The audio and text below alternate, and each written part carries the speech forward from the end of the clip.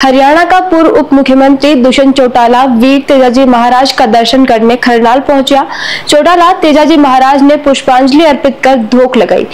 चौटाला आगे बोला कि राजस्थान का सीएम ने पत्र लिख भेजो कि बीकानेर एयरपोर्ट को नाम तेजाजी महाराज के नाम पर होना चाहिए। तो प्रदेश की 6 विधानसभा सीटों पर होने वाला उपचुनाव में बीजेपी की राह आसान नजर नहीं आ रही है।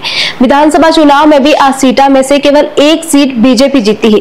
अब भी सीट में भी बचाने की चुनौती बीजेपी के सामने है। 84 सीट पर पार्टी के पास यान को कोई चेहरों नहीं है जिन्हें वे जिताऊ कह सके। शेखावटी अंचल और नागौर में बीजेपी अधिकतर सीटें हार गई। तो नागौर में भारत विकास परिषद की कार्यकारिणी को दायित्व ग्रहण कार्यक्रम हुआ। कार्यक्रम की थीम महिला सशक्तिकरण रखी गई। नई कार्यकारिणी में पद ग्रहण करने वाला सभी पदाधिकारियों ने बाकी पत्नियां शपथ दिलाई।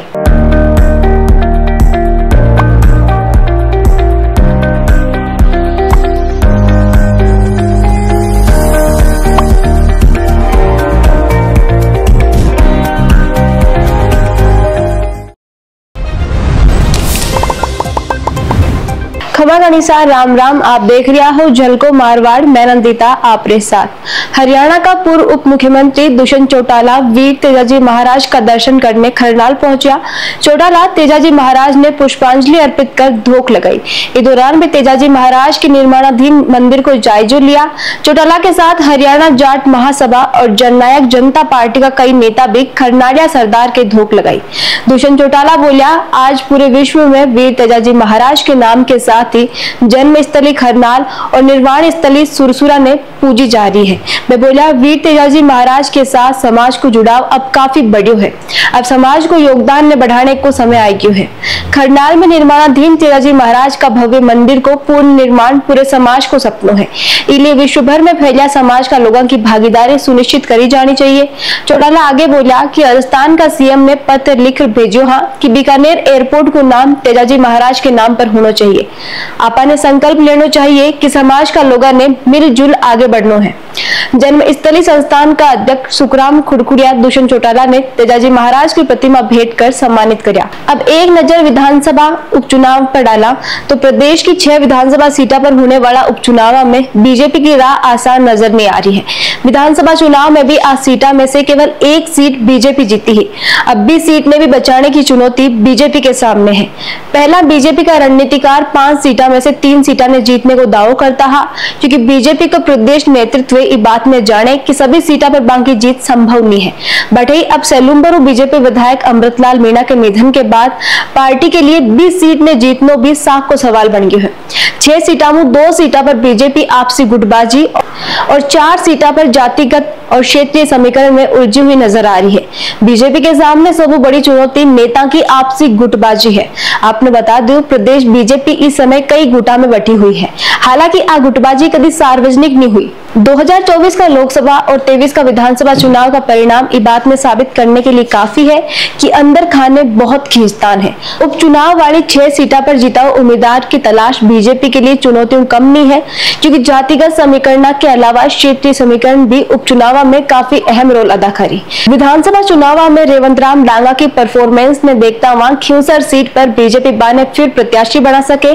डांगा हनुमान बेनीवाल ने कड़ी टक्कर दी है और ज्योति मिर्धा को भी साथ डांगा ने मिल सके। झुंझुनू और खियूसर सीट पर जाट समुदाय निर्णायक स्थिति में है। विधानसभा चुनाव से ही जाट समुदाय को बीजेपी ने पूरा साथ नहीं मिल रही है। इस वजह शेखावटी अंचल और नागौर में बीजेपी अधिकतर सीटें हार गई। बटे दौसा सीट पर पार्टी के लिए किरोड़ी लाल और जशकोर की आपसी गुटबाजी बड़ी चुनौती बनी हुई है। लोकसभा चुनाव में दौसा सीट पर हुई बीजेपी की हार की बड़ी वजह भी आई ही कि दोनों नेता की आपसी लड़ाई ही। आपने बता दी, लोकसभा चुनाव में किरोड़ी लाल मीणा खुद का भाई जगमोहन मीणा और जशकोर खुद की बेटी अर्चना मीणा के लिए टिकट मांग रही ही, पर दोनों की लड़ाई में पार्टी कन्हैयालाल मीणा ने टिकट दियो और वे बड़ा अंतर से चुनाव हार गया। टिकट ने ले वाही स्थिति अब उपचुनाव में भी बनी हुई है। 84 और सेलुम्बर में बीजेपी के लिए क्षेत्रीय समीकरण ने साधनों भी काफी बड़ी चुनौती है। तो दौसा, देवली, उनियारा, झुंझुनू सीट पर कई नेता उम्मीदवारी जता रिया है। बाबू जीताओ उम्मीदवार तय करना भी पार्टी के लिए बड़ो कठिन टास्क है। 84 सीट पर पार्टी के पास यान को कोई चेहरों नहीं है जिन्हें वे जीताऊ कह सके। राजनीतिक जानकारा की माना तो लोकसभा चुनाव में मिली जीत उत्साहित कांग्रेस उपचुनाव में भी क्षेत्रीय पार्टी के साथ गठबंधन कर सके। अगर यह हुए तो बीजेपी की राह और भी ज्यादा मुश्किल हो जाए। मुख्यतः 84, सलूम्बर और ख्यूसर सीट पर कांग्रेस को गठबंधन बीएपी और आरएलपी लगभग तय मानो जा रही है। इसलिए आतिना सीटा पर बीजेपी ने दोहरी चुनौती मिली। मारवाड़ की अगली खबर को रुख करा तो नागौर में भारत विकास परिषद की कार्यकारिणी को दायित्व ग्रहण कार्यक्रम हुआ। कार्यक्रम की थीम महिला सशक्तिकरण रखी गई। नई कार्यकारिणी में पद ग्रहण करने वाला सभी पदाधिकारियों ने बाकी पत्नियां शपथ दिलाई। कार्यक्रम का मुख्य अतिथि पीडब्ल्यूडी और महिला बाल विकास राज्य मंत्री डॉक्टर मंजू बागमार बोलिया कि महिला को अप्रत्यक्ष योगदान के बिना पुरुषों की समाज सेवा सार्थक नहीं हो सके। महिला को प्रत्यक्ष और अप्रत्यक्ष सहयोग ही समाज में मजबूती देवे है। भारत विकास परिषद का सदस्य आज का वर्तमान समय में संस्कार ने संगठन की नींव बनाया है जो आने वाली पीढ़ी के लिए मार्गदर्शक को काम करी। उनका संपर्क, सहयोग, संस्कार, समर्पण और सेवा का सिद्धांत अनुकरणीय है। मुख्य वक्ता परिषद का क्षेत्रीय अध्यक्ष डॉक्टर त्रिभुवन शर्मा बोला कि आज के समय में आपा ने रूढ़िवादी मान्यता ने खत्म करना है। साथ ही आध्यात्म ने साधना बहुत जरूरी है। आपने कहीं लगे उपचुनाव में कौन सी पार्टी ज्यादा सीटा जीती, बीजेपी या कांग्रेस? कमेंट में लिखकर जरूर बताओ क्योंकि दर्शकारी राय हमारे लिए काफी मायने रखे हैं। साथ ही वीडियो ने ज्यादा से ज्यादा लाइक करो, शेयर करो और बनाए रखो झलकों पर आपरो प्यार और विश्वास। यूं ही खमा गणिसा, राम राम।